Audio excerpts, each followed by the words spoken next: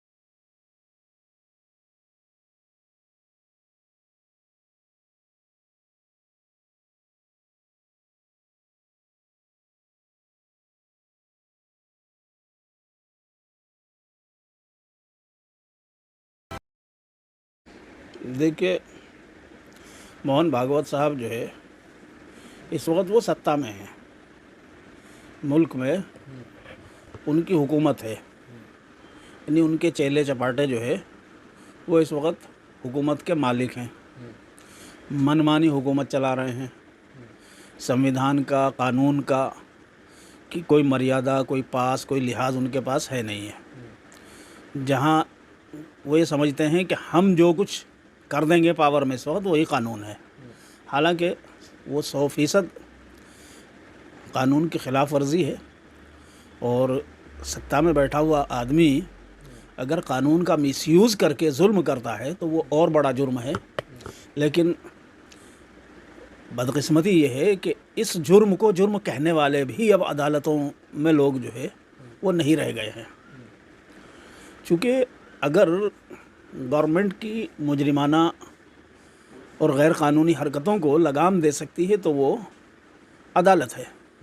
लेकिन अदालतें हम देख रहे हैं कि निचली अदालत से लेकर के हाई कोर्ट, सुप्रीम कोर्ट तक भी कई मामलों में हम देखते हैं कि जो सत्ता चाह रही है वही फैसले जो है कोर्ट से सुनाए जा रहे हैं, और सत्ता में बैठे हुए लोगों के गैर कानूनी कामों को कोर्ट जो है वो जायज़ करार दे देता है। मिसाल के तौर पर बुलडोज़र की कार्रवाई, किस हुकूमत को यह अधिकार है, किस कानून के तहत ये अधिकार है कि जिस आदमी पर पुलिस ने, गवर्नमेंट ने एक इल्ज़ाम लगाया या किसी पब्लिक के आदमी ने इल्ज़ाम लगाया या उसने कोई जुर्म किया भी है, तो किसने ये अधिकार दे दिया कि एडमिनिस्ट्रेशन के लोग जो है वहाँ पर जा कर के बुलडोज़र से उसके घर को भी बर्बाद कर देंगे। ये 100% कानून की खिलाफ वर्जी है, संविधान के विरुद्ध है बिल्कुल। लेकिन चल रहा है, धंधा है उनका। तो मोहन भागवत को ये बात मालूम है कि इस वक्त गैर कानूनी और गैर संवैधानिक यानी असंवैधानिक काम करने वाली हुकूमत के बॉस के भी बॉस हैं मोहन भागवत। वो जो चाहे कहें, जैसा कि पहले भी कहते आ रहे हैं।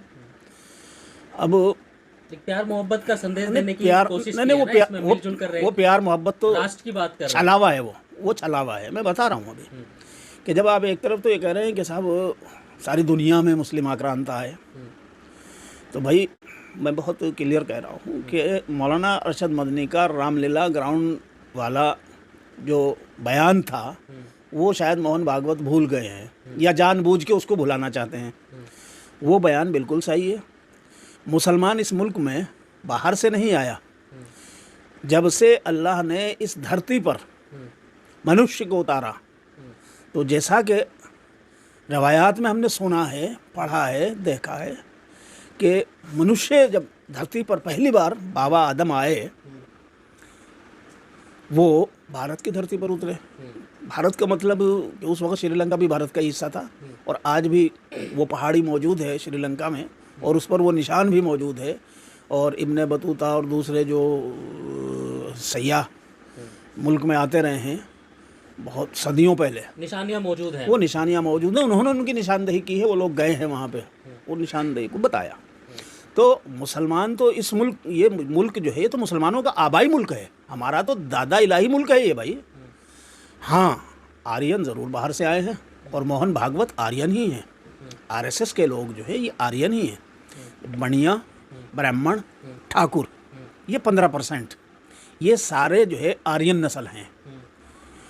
इन्होंने मनुस्मृति के कानून के एतबार से 3 कास्ट बनाई हैं, ये कि साहब ये ठाकुर है, ये राज करेगा, राजपाट संभालेगा, सत्ता संभालेगा। बनिया जो है वो खाने पीने का और व्यापार का इंतज़ाम करेगा चीज़ों का, और ब्राह्मण जो है वो इन दोनों को धर्म, इनका धर्म गुरु है, वो उनको धर्म का रास्ता दिखाएगा, और वो ब्राह्मण की इजाज़त से सारे काम करेंगे, और उससे जो है वो पूजा पाठ करा करके और उसे दक्षिणा दे कर के ही।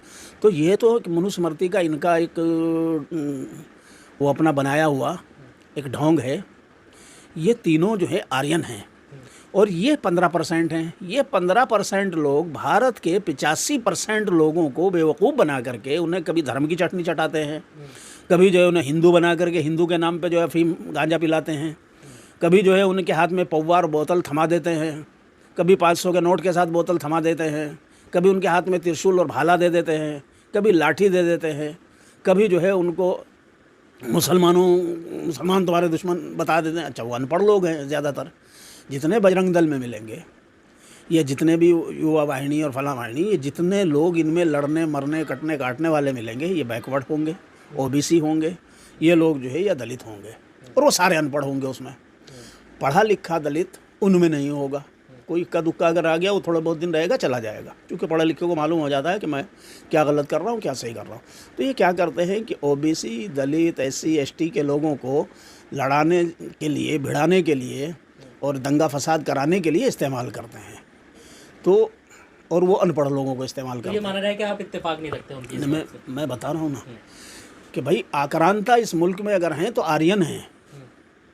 मोहन भागवत जो है वो आक्रांता हैं, ब्राह्मण जो है वो आक्रांता हैं। ये जो आर्यन हैं, ब्राह्मण, बनिए, ठाकुर, ये आक्रांता हैं। इन्होंने आकर के मूल निवासियों को, उनकी पुराने ज़माने में क्या था, ये बिजनेस, ये कारखाने, ये इस तरह के नहीं होते थे, फैक्ट्रियाँ।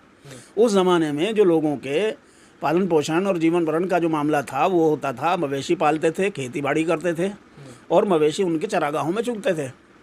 तो इन्होंने आर्यंस ने मार मार करके, द्रविड़ जो है आज आपको साउथ में जाकर के मिलते हैं, तमिलनाडु में और कर्नाटक और केरला के इलाकों में, वो इसीलिए मिलते हैं कि इन्होंने नॉर्थ से मार मार के आर्यंस ने उनको उधर भगा दिया।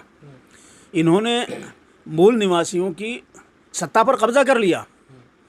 चालाक बहुत थे और हैं आज भी। आप देखते हैं कि 15% लोग हैं, 85% को बेवकूफ़ बनाए हुए हैं, और पूरी हुकूमत को कब्जा में लिए बैठे हुए हैं, और सारा माल जो है खाते हैं, नंबर 2 का उसका सारा ये खाते हैं। और जेल में कहीं लालू चला जाएगा, कहीं जो है कोई मुलायम सिंह पे आरोप लग जाएगा, कहीं मायावती पे लग जाएगा, कहीं किसी और दलित पे, ओबीसी पे लग जाएगा।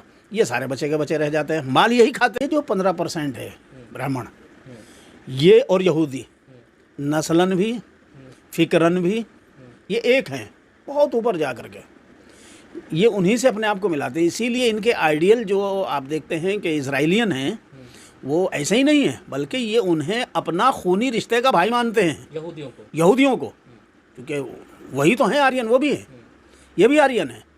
तो ये जितने आर्यन हैं, ये अपने आप को चतुर और सही मानों में ये साजिशी और झूठे, मक्कार और साजिशों का जाल बुन करके दुनिया को बेवकूफ़ बनाने वाले लोग हैं। भारत में ये 15% है, इजराइल में वो मुल्क लिए बैठे हैं, अमेरिका में वो 2-4% है, लेकिन पूरे अमेरिका को बेवकूफ़ बनाए हुए हैं, यूरोप को भी वही कंट्रोल किए हुए हैं। और वो जो ज़ेलेंस्की वहाँ लड़ रहा है रूस से, वो कौन है? वो भी यहूदी है। तो ये हर जगह जहाँ भी ये होते हैं, वहाँ का अमन व अमान को गारत करते हैं, वहाँ इंसानियत को तबाह बर्बाद करते हैं। यहाँ आरएसएस ने इस काम को बहुत संगठित वे में किया हुआ है, और अपने सहूलत के एतबार से जगह जगह करते रहते, साथ में इस तरह की बयानबाजी करते हैं कि साहब मिल करके रहना है, अक्रांता है थे, अक्रांता कह करके तो आप नफरत भड़का दी आपने। फिर आप कह रहे हैं कि साहब मिलजुल करके रहना, और एक तरफ ये भी कह रहे हैं कि सारी दुनिया से वो हो गए। दुनिया से मुसलमान कहीं नहीं गया, सिर्फ एक अगर यूरोप का एक मुल्क है हिस्पानिया, वहाँ से मुसलमान ख़त्म हुआ है 700 साल हुकूमत करने के बाद। बाकी दुनिया में मुसलमान जहाँ गया था वहाँ से ख़त्म नहीं हुआ, और ना इंशाअल्लाह होगा। क़यामत की सुबह तलक मुसलमान जब तक इस धरती पर मौजूद है, ये धरती कायम है। जिस दिन मुसलमान इस धरती पर से ख़त्म हो जाएगा मोहन भागवत जी, ये धरती ही सिमट जाएगी, ये धर्म भरम हो जाएगा सिस्टम। ये पहाड़ जो है, ये ज़मीन, ये रूई के गालों की तरह हवा में रेत मिट्टी की तरह उड़ते फिरेंगे, क़यामत हो जाएगी। तो मुसलमानों के वजूद से तो ये दुनिया कायम है। ये गलतफहमी दूर कर लीजिए। ये बुत परस्ती में लोगों को डाल करके मैं कहता हूँ कि मोहन भागवत खुद क्यों किसी बुत को नहीं पूजते? क्यों इन 85% लोगों को बुत बना करके उनको लगा दिया बुत परस्ती में? कोई ब्राह्मण आपने देखा है बुतों को पूजता हुआ? ब्राह्मण धर्म को मानने वाला कोई ब्राह्मण बुत परस्ती नहीं करता। कैसे कह सकते हैं आप? मुझे पता है, मैं तहकीक से ये बात कह रहा हूँ, आप जाइए रिसर्च कर लीजिए। ये लोग जो है ये तो खुद पूजा पाठ ये धोखा, करते हैं। हाँ, ये दूसरों से कराते हैं, खुद नहीं करते बुत की पूजा। यही तो तमाशा है। ये तो यहाँ के इन लोगों को समझ नहीं है, 85% लोगों को, जिनको इन्होंने बेवकूफ़ बनाया हुआ है कि भाई ये हो क्या रहा है। ये चीज़ें, ये परतें जो है, मूल निवासी नाम से जो दलितों और ओबीसीज में कुछ लोग सरगर्म हैं, वो चला रहे हैं, अभी चीज़ों को उठा रहे हैं। लेकिन चूँकि इनके पास वसाइल बहुत हैं, ये पौवा पिला दिया, अद्धा हाथ में दे दिया, 500 के नोट दे दिए, कोई ज़्यादा अकड़ू सा दिखा उसे 10-20 नोट थमा दिए। तो ये इस तरह करके लोगों का जो है एक्सप्लॉयटेशन करते हैं। एक्सप्लॉयटेशन करके ये पूरे मुल्क के तमाम रिसोर्सेज पे कब्जा करे बैठे हुए हैं। पूरा तंत्र जो है इन्होंने अपना गुलाम बनाया हुआ है। तो ये पूरा सिस्टम जो है असल में इन्होंने बर्बाद करके रखा हुआ। तो ये मदारी हैं। इन मदारियों ने लोगों को नज़रबंदी करके, और दिमाग की नज़रबंदी कर दी इन्होंने, तो दिमाग बंदी कर रखी है।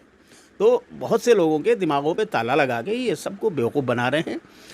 और संसद में जो आप कह रहे हैं कि इन्होंने जो तस्वीरें लगाई हैं और चित्र लगाया है वहाँ पे कि साहब वो अखंड भारत का, इनका बाप भी बना सकता है कि आज की तारीख में अखंड भारत तो है? औकात इतनी नहीं, मैं चैलेंज कर रहा हूँ, है वो औकात क्या इतनी? क्यों नहीं बन सकता? कैसे बना देंगे बताओ? किस पे यलगार करोगे? अफगानिस्तान को मिला लोगे आप? है औकात इतनी? अभी तो चीन बोल गई थी तुम्हारी। जब तालिबान की वहाँ हुकूमत आई, तुमने तो पूरा एड़ी चोटी का जोर लगाया ना अपनी बदमाशियों में। लेकिन फिर क्या हुआ? उन्हीं के कदमों में सर टेकना पड़ा जाकर के, क्योंकि मत्था टेकने में भी तुम एकदम सबसे आगे हो जाते हो। पाकिस्तान पर वही हुआ। कब्जा होने वाला है। जी हाँ, पाकिस्तान तो आ गया। पाकिस्तान तो यहाँ उसमें है ना, दिल्ली के कोने में बसा लिया इन्होंने ला करके। ये असल में ये असल में नहीं, अखंड भारत बनाने का मैं तो सबसे पहला वकील हूँ। मैं तो चाहता हूँ सच में, और मैंने तो बहुत ज़माने तक लिखा भी है, बोला भी और चाहता हूँ। लेकिन इनकी बदमाशियों के तरीक़ों से थोड़ा ही ना वो हो जाएगा। ये तो जो बचा हुआ भारत है इसको खंड खंड करने के काम कर रहे हैं। आपने नहीं देखा पिछले 9 साल में इनके कारनामे? पिछले 9 साल में जितने भी सामने आए हैं वो सारे ऐसे हैं कि जिसमें ये इस मौजूदा भारत को भी खंड खंड भारत कर देना चाहते हैं।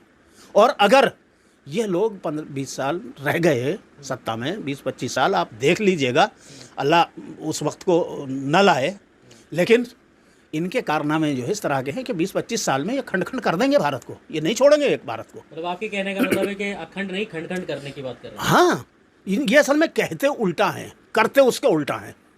आपने नहीं देखा इन्होंने नारा क्या दिया था कि बेटी बचाओ बेटी पढ़ाओ? पढ़ गई बेटी, बच गई बेटी।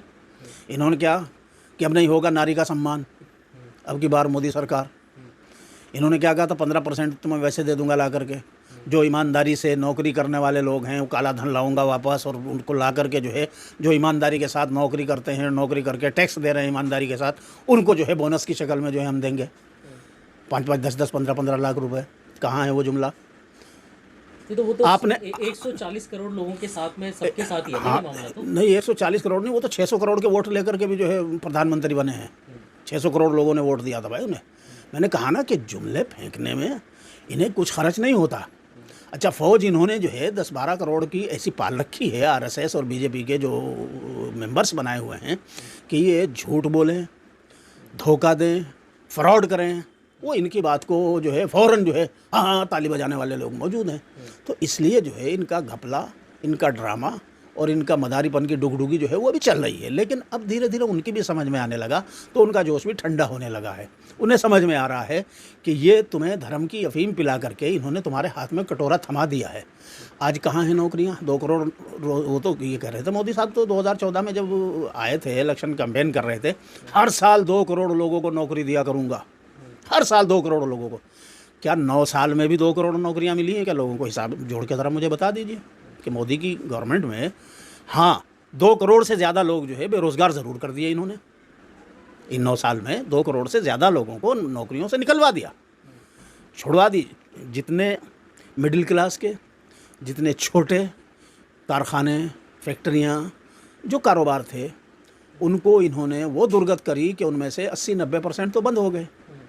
जो बचे हुए हैं, जो 100 आदमी जिसमें काम कर रहे थे, आज वहाँ 10 आदमी, 15 आदमी, 20 आदमी काम कर रहे हैं। तो इन्होंने तो इस देश को बर्बाद ऐसा कर दिया। हाँ, इन्होंने एक काम ज़रूर किया है, इन्होंने हर चीज़ पे टैक्स लगा दिया। आपने सुना था कभी मोदी से पहले कि आपको जो है आटे पे भी टैक्स लगता है, आपको जो है खाने पे भी टैक्स लगता है, आपको दही पे और दूध पे भी टैक्स लगता है। मोदी ने ये कमाल कर दिया कि आने के बाद दूध पे, दही पे, खाने पे, राशन पे, हर चीज़ पे टैक्स लगा करके सरकारी ख़जाने में तो इन्होंने पैसा जमा किया है, लेकिन लोगों को जो है उनको कंगाल कर दिया, उनको भुखमरी का शिकार कर दिया, उनको बेहाल और बदहाल कर दिया। और इनके अपने जो लोग हैं, जिनसे इनकी यारी है और जिनसे इनकी पार्टनरशिप है, उनको जो है देश का माल लोन दे दे करके बैंकों से दिलवा करके भगा दिया कि तुम भाग जाओ।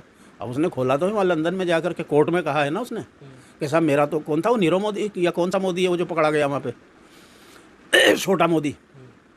वो जो मोदी है, वो जो भागा है यहाँ से 12,000 करोड़ लेकर के, उसने वहाँ अदालत में कहा तो है कि साहब मेरा तो इसमें कुल 32% शेयर है, बाकी तो सारा बीजेपी के लीडरों का हिस्सा है और मैंने सबको उनका हिस्सा दिया है। तो मुझसे अकेले पर क्यों ये सारी प्रताड़ना है? प्रताड़ित करना है तो उनको करो, बीजेपी वालों को, और उन्होंने ही जो है मुझे भगाया है।